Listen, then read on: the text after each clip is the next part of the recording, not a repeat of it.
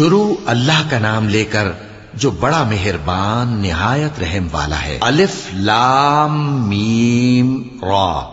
اے نبی، یہ کتاب الہی کی آیتیں ہیں اور جو کچھ تمہارے پروردگار کی طرف سے تم پر نازل ہوا ہے حق ہے، لیکن اکثر لوگ ایمان نہیں لاتے۔ اللہ وہی تو ہے جس نے ستونوں کے بغیر آسمان جیسا کہ تم دیکھتے ہو اتنے اونچے بنائے، پھر عرش پر جلوہ افروز ہوا اور سورج اور چاند کو کام میں لگا دیا۔ ہر ایک میعاد معین تک گردش کر رہا ہے۔ وہی دنیا کے کاموں کا انتظام کرتا ہے۔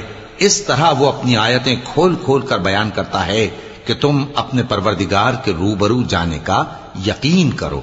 اور وہی ہے جس نے زمین کو پھیلایا اور اس میں پہاڑ اور دریا پیدا کیے اور ہر طرح کے میووں کی دو دو قسمیں بنائیں۔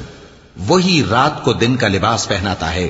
غور کرنے والوں کے لیے اس میں بہت سی نشانیاں ہیں۔ اور زمین میں کئی طرح کے قطعات ہیں ایک دوسرے سے ملے ہوئے، اور انگور کے باغ اور کھیتی اور کھجور کے درخت۔ بعض کی بہت سی شاخیں ہیں اور بعض کی اتنی نہیں ہوتی، باوجود کہ پانی سب کو ایک ہی ملتا ہے۔